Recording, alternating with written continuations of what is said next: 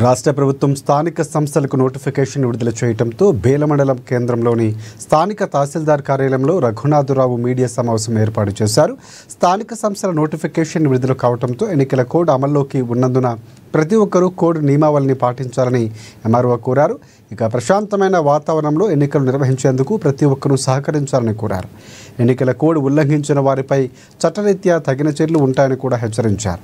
50,000 రూపాయల కంటే అధికంగా ఉంటే సీజ్ చేయడం జరుగుతుందని అన్నారు.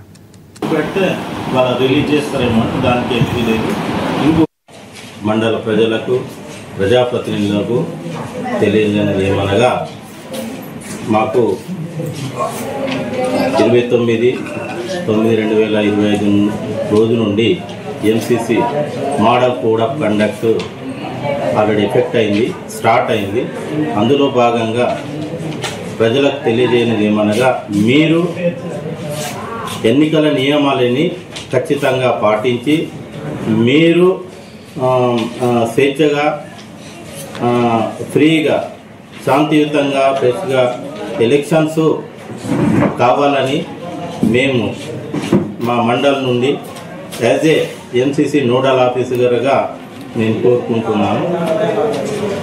అయితే ఇలాంటి ఎంసీసీ కోడ్లో వైలేషన్ కాకుండా చూడాలి. ఎలాంటి అంటే పర్మిషన్ లేకుండా వెహికల్స్లో తిరగడం, ప్రచారం చేయడం, లేకుంటే పబ్లిక్ ప్లేస్లో కట్అవుట్ పెట్టడం, లేకుంటే పోస్టర్ పెట్టడం, లేకుంటే న్యూసెన్స్ చేయడం, లేకుంటే టెంపుల్లో పోయి ప్రచారం చేయడం, అలాంటి ఏమైనా న్యూసెన్స్ అయినా కానీ ఎంసీసీ వైలేషన్ కింద వస్తుంది. కాబట్టి మీరందరూ దయచేసి గమనించి ఈ బేలా మండలంలోని ఎలక్షన్లు పీస్ఫుల్గా జరగాలని మేము కోరుకుంటున్నాం.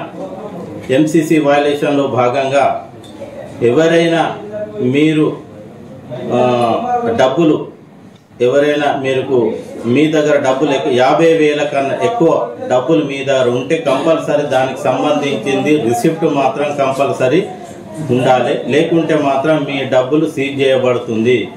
ఒకవేళ సీజ్